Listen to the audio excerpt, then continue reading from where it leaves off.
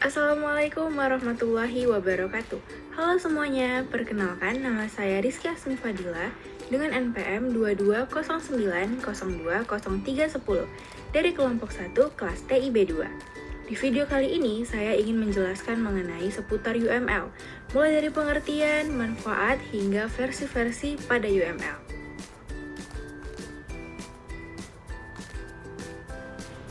Adapun materi pembahasan kita pada video kali ini, yaitu mulai dari pengertian, sejarah dan tujuan, jenis-jenis diagram, key elements and tools, manfaat, versi, profil, dan juga ekstensi UML.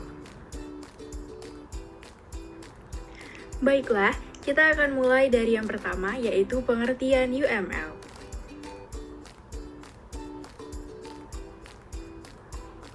UML merupakan singkatan dari Unified Modeling Language atau Bahasa Pemodelan Terpadu.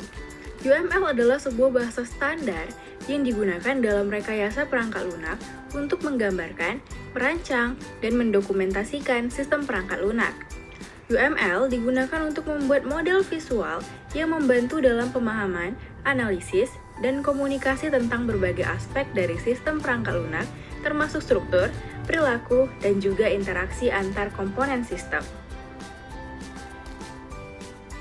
Selanjutnya, kita akan membahas mengenai sejarah singkat dan tujuan dari UML.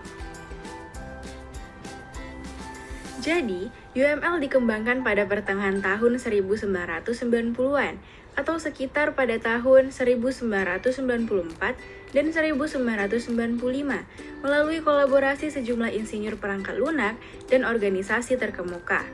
Tujuan utama dari UML adalah memberikan cara yang umum dan distandarisasi untuk merepresentasikan secara visual sistem perangkat lunak beserta komponennya.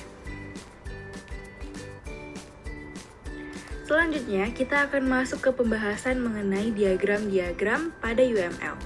Seperti yang kita tahu bahwa tujuan utama dari UML adalah memberikan cara yang umum dan distandarisasi untuk mempresentasikan secara visual sistem, perangkat lunak, dan komponennya.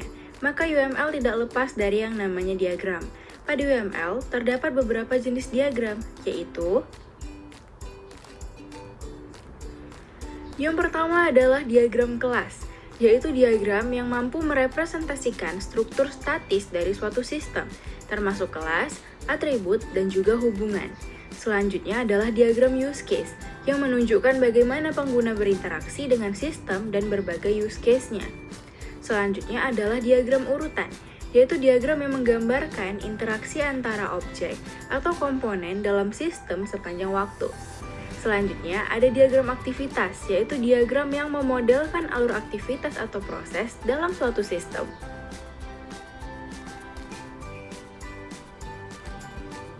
Kemudian ada diagram mesin keadaan, yaitu diagram yang merepresentasikan keadaan dan transisi dari suatu objek atau sistem. Selanjutnya ada diagram komponen, yaitu diagram yang menggambarkan komponen fisik dari suatu sistem dan hubungannya. Dan yang terakhir, ada diagram deployment, yaitu diagram yang menunjukkan bagaimana komponen perangkat lunak ditempatkan di perangkat keras. Nah, setiap jenis diagram UML ini memiliki tujuan khususnya tersendiri dalam pemodelan sistem dan dapat digunakan sesuai kebutuhan dalam berbagai tahap pengembangan perangkat lunak. Pemilihan jenis diagram tergantung pada apa yang ingin kalian sampaikan dalam pemodelan perangkat lunak kalian. Selanjutnya, kita akan membahas mengenai key elements dan tools.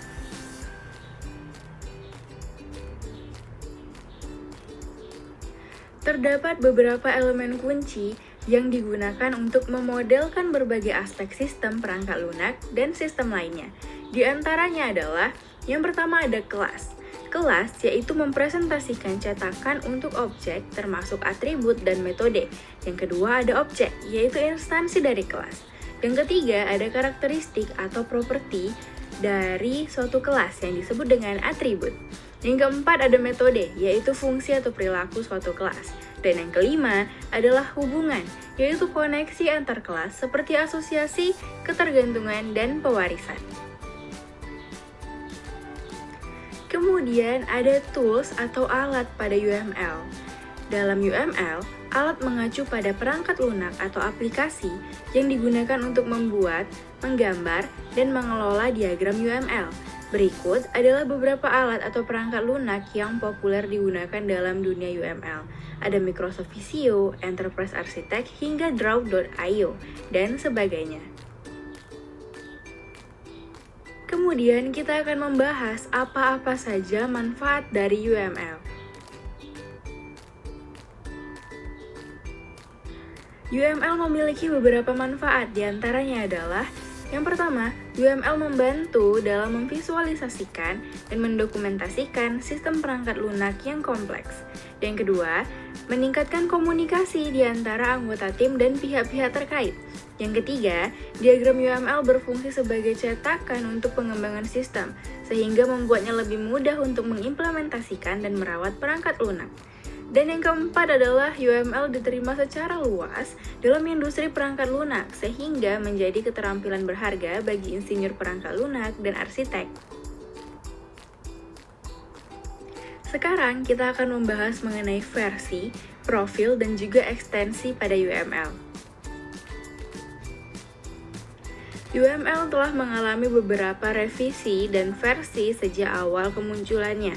Berikut adalah beberapa versi utama UML, antara lain UML 1.0 pada Januari 1997 yang merupakan versi awal UML.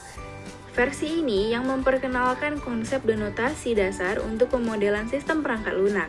Ini mencakup diagram seperti diagram kelas, diagram use case, dan diagram urutan. Yang kedua ada UML 1.1 pada November 1997 yang merupakan pembaruan minor yang memperbaiki beberapa masalah dan menjelaskan aspek-aspek tertentu dari bahasa ini. Yang ketiga ada UML 1.3 pada Maret 1999. Versi ini memperkenalkan sejumlah perbaikan dan penyempurnaan, membuatnya lebih banyak diadopsi dalam industri perangkat lunak. Yang keempat ada UML 1.4 pada November 2001. Versi ini lebih menguatkan bahasa ini dan mencakup pembaruan pada notasi dan diagram. Yang kelima ada UML 2.0 pada Oktober 2004. Versi ini adalah tonggak dasar atau tonggak besar dalam pengembangan UML. Ini memperkenalkan perubahan signifikan dan perluasan pada bahasa ini, termasuk pengenalan meta model yang lebih formal, berbagai jenis diagram yang lebih luas, serta dukungan yang lebih baik untuk pemodelan arsitektur perangkat lunak.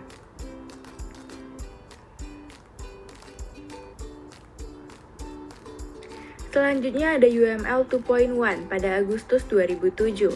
Versi ini adalah pembaruan bertahap yang menambahkan fitur seperti diagram struktur komposit, diagram waktu, dan dukungan pengujian berbasis model.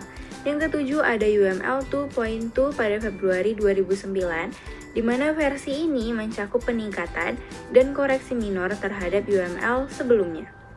Yang kedelapan adalah UML 2.3 pada Mei 2010. UML 2.3 ini adalah pembaruan minor lainnya yang mengatasi masalah dan meningkatkan spesifikasi. Yang kesembilan ada UML 2.4 pada Desember 2011. Versi ini terus menguatkan bahasa ini dan menambahkan klarifikasi. Kemudian ada UML 2.5 pada Oktober 2012. Selanjutnya kita akan membahas mengenai profil dan ekstensi UML. Yang pertama ada profil UML. Nah, dalam UML, profil adalah mekanisme yang memungkinkan kalian untuk menyesuaikan dan memperluas UML demi mendukung kebutuhan khusus dalam suatu domain atau konteks tertentu. Profil UML memungkinkan kalian untuk menambahkan elemen-elemen khusus, stereotype, aturan validasi, dan notasi tambahan yang relevan untuk domain tertentu tanpa mengubah inti UML. Profil UML digunakan ketika kalian ingin menggunakan UML sebagai dasar, tetapi perlu menyesuaikannya dengan domain atau masalah tertentu. Ini sangat berguna dalam konteks perangkat lunak berbasis domain, di mana perlu ada bahasa pemodelan yang disesuaikan dengan karakteristik khusus domain tersebut. Sebagai contoh, profil UML dapat digunakan dalam pemodelan sistem telekomunikasi, sistem kendali industri, atau bahkan pemodelan proses bisnis untuk menambahkan elemen-elemen dan notasi khusus yang sesuai dengan karakteristik dan persyaratan dari masing-masing domain tersebut. Kemudian ada ekstensi UML. Nah, pada UML, ekstensi ini merujuk pada mekanisme yang memungkinkan kalian untuk memperluas dan menyesuaikan elemen-elemen UML serta menambahkan elemen-elemen khusus dalam bahasa pemodelan yang digunakan dalam konteks domain atau masalah tertentu. Ekstensi UML memungkinkan kalian untuk mengembangkan model UML standar dengan elemen-elemen, aturan, dan notasi tambahan yang relevan dalam suatu domain khusus. Ekstensi UML sering digunakan untuk menciptakan profesi UML atau UML profile yang mendefinisikan stereotype, constraint, aturan validasi, dan notasi tambahan yang sesuai dengan karakteristik domain tertentu. Ini akan membantu kalian dalam menggambarkan aspek-aspek domain yang tidak tertangani dalam UML standar. Nah, ekstensi UML sering digunakan bersamaan dengan profil UML yang merupakan koleksi stereotype, constraint, dan notasi tambahan yang digunakan dalam konteks domain tertentu. Profil UML sendiri adalah salah satu bentuk umum dari ekstensi UML. So, itu dia tadi penjelasan mengenai pengenalan UML, mulai dari pengertiannya, sejarahnya, hingga versi-versinya. Semoga video ini bermanfaat. Terima kasih telah menonton. Wassalamualaikum warahmatullahi wabarakatuh. See you!